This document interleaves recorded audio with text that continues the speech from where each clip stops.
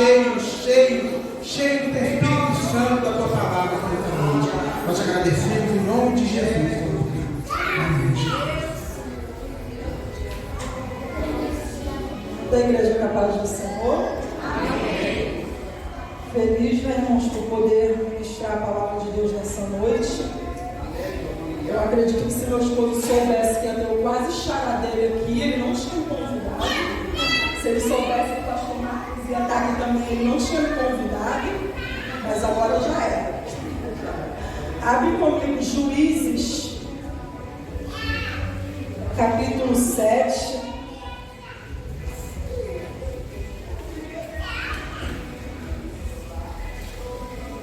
E já que ele me convidou, então eu vou me usar eu mesmo me uso, olha para mim, eu mesmo me uso para poder te dizer que assim te digo eu de mim mesmo. Sábado que vem, passo o cartão, débito, crédito, Pix, com 100, com tudo, olha as crianças e deixa eu passear.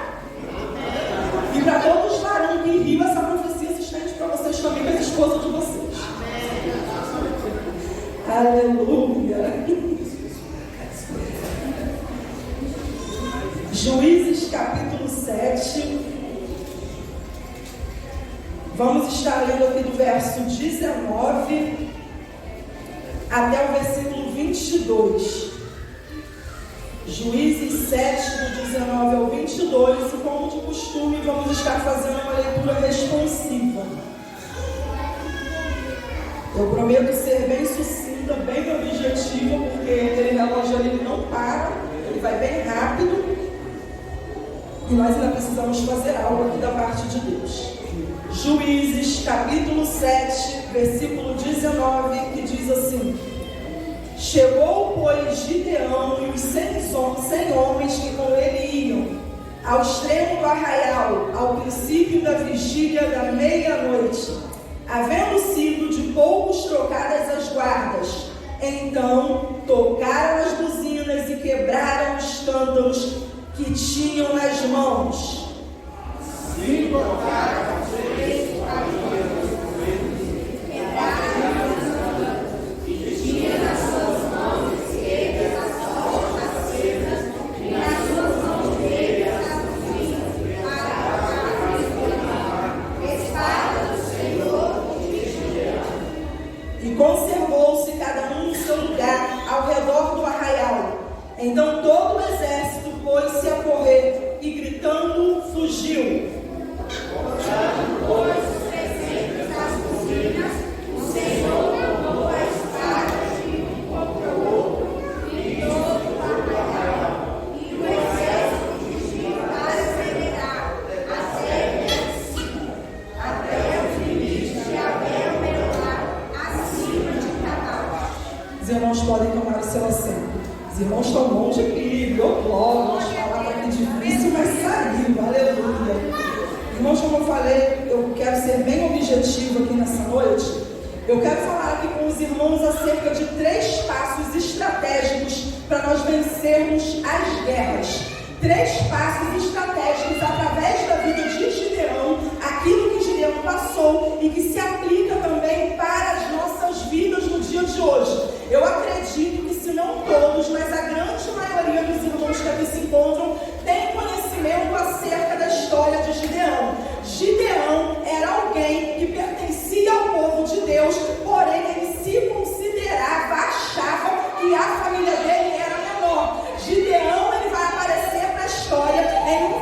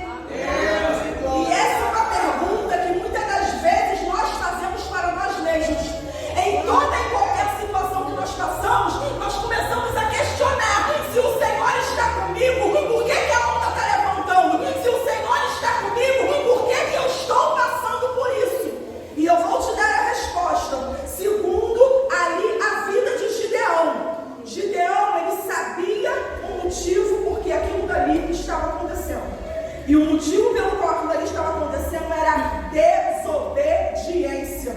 Foi trazida uma palavra aqui nessa noite falando cerca da obediência. Se não obedecer, não tem vitória. Se não obedecer, não tem cura. Se não obedecer, não vai ter como vencer essa guerra. Gideão, ele já sabia. Então, muitas das vezes, muitas, se não todas, no nosso íntimo, lá dentro, no nosso oculto, a gente sabe muito bem o porquê que a gente está passando por aquilo dali. Só que a gente não reconhece.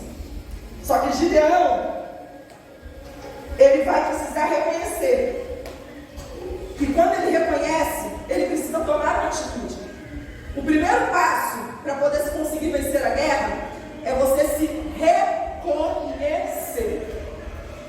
O Senhor, ele vai dar continuidade à conversa com Gideão e ele vai dizer para Gideão uma palavra linda que a gente escuta toda hora: o Senhor é contigo, varão valoroso.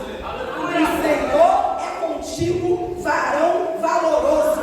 Você mais Deus é maioria.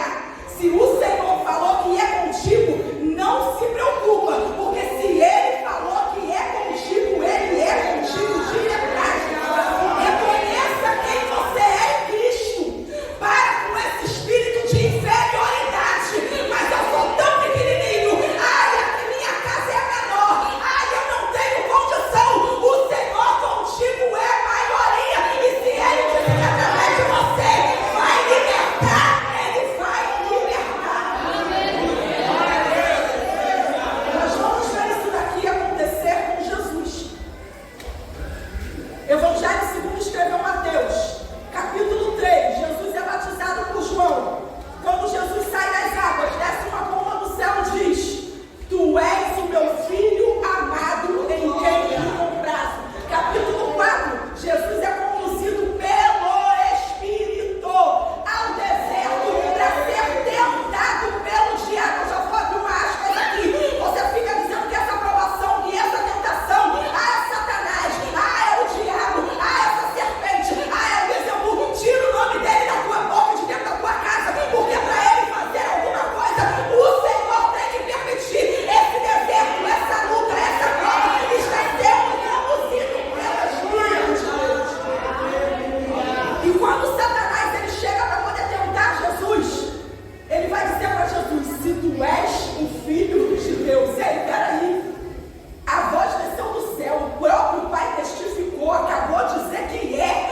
O Senhor te trouxe aqui, te trouxe semana passada, te trouxe no culto de quinta-feira, te trouxe na EBD, te trouxe no culto de ensino, está dizendo: tu é o meu filho. Aí vem um enviado no camado do lado de fora e começa a te tentar, dizendo: se tu és filho de Deus, se tu és filho de Deus, tu não precisa provar nada para ninguém. Permanece na casa onde o Senhor te colocou, permanece na posição que Ele te colocou, porque Ele te exaltará.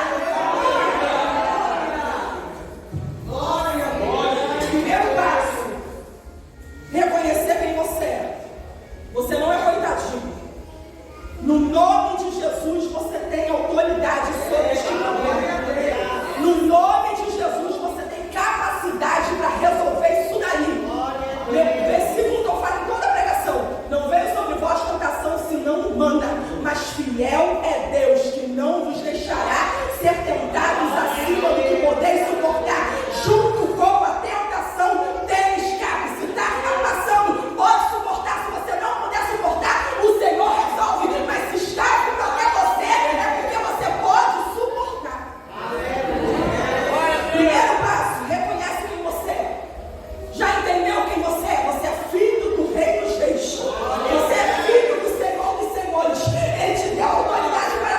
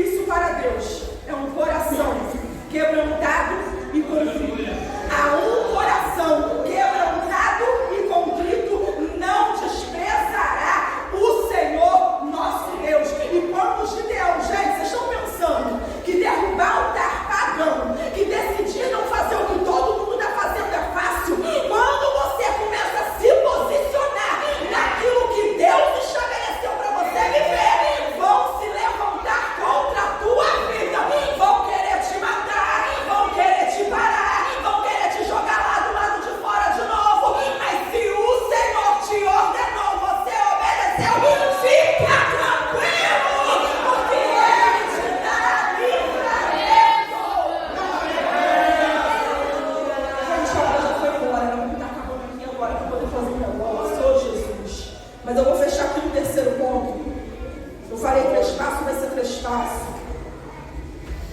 Primeiro passo, se reconhecer. Segundo passo, conserto. Terceiro passo, direção do Senhor.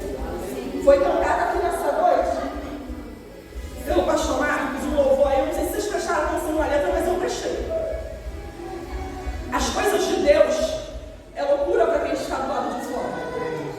Hoje cedo eu conversava com os irmãos da EBD, eu falei, gente, a Bíblia diz que Jonas foi engolido por uma baleia. Mas se a Bíblia me dissesse que Jonas engoliu a baleia, eu também acreditava. Porque a Bíblia não é uma história fictícia.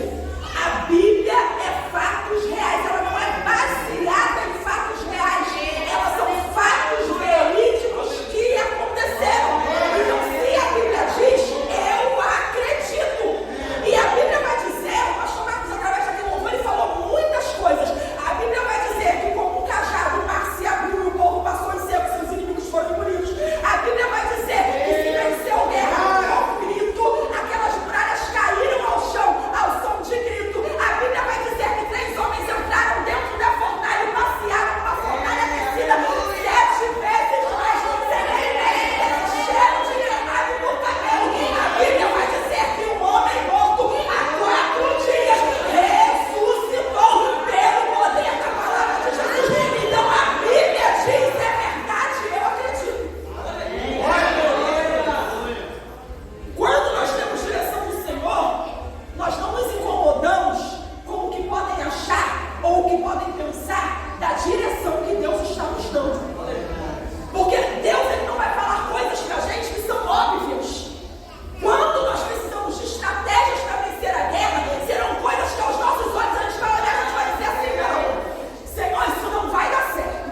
Se a gente olhar por uma perspectiva humana, a gente vai dizer, não, isso daí não tem como não. Pera aí, eu vou orar 3 vezes ao dia, eu vou me abster do manjar do rei, para ser jogado dentro de uma cova e ser comido. Aquele leão não vai jejuar não, mas o Senhor é o nosso Deus que coloca leão para jejuar sim.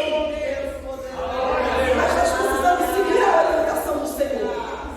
E Gideão preparou o exército para poder guerrear. Só que o Senhor falou o que para ele? Gideão, muito é o povo que está contigo. Eu não vou dar vitória com esse povo todo, porque Israel vai se gloriar e vai dizer que eles venceram pela força do seu braço. Você está entendendo por que as orientações de Deus, na maioria das vezes, vai totalmente contra a nossa lógica, contra aquilo que nós pensamos, contra aquilo que nós achamos?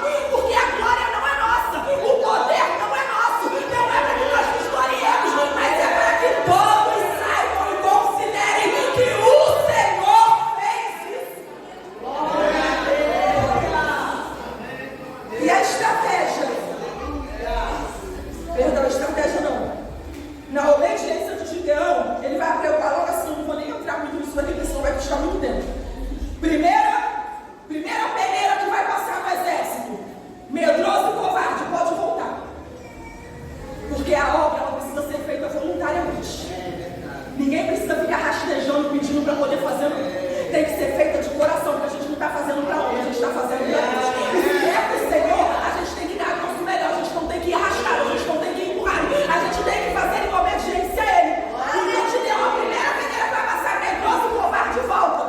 Eu não vou explicar isso aqui, não, porque o pastor Frei já explicou aqui já, gente. Se você perdeu, pega uma explicação depois. Covarde aqui, medroso, não significa ausência de medo. Porque medo todo mundo tem.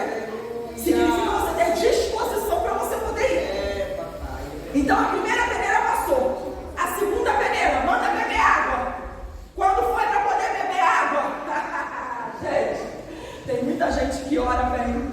Tem muita gente que diz que jejua. Tem muita gente que canta bem. Tem muita gente que prega bem também. Só que o problema não é você orar, não é você jejuar, não é você cantar, não é você pregar. O problema é você ser vigilante. A Bíblia não diz orar e vigiar, ela diz vigiai e orai. Tem que ter vigilância. E a segunda peneira que vai passar é aqueles que estavam bebendo e vigiando. Esses daí servem para guerra. Mas aqueles que estão bebendo só se preocupam em se encher, só se preocupam em saciar sua sede. Sem a vigilância, pode mandar voltar também, porque não serve para lutar.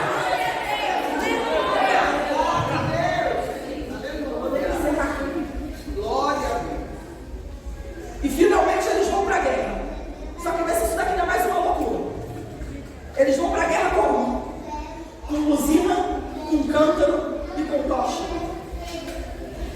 Buzina, cântaro e tocha. Buzina vai fazer barulho. Tem gente aqui que vende a buzina, né, gente? Ela não está aqui, não posso falar.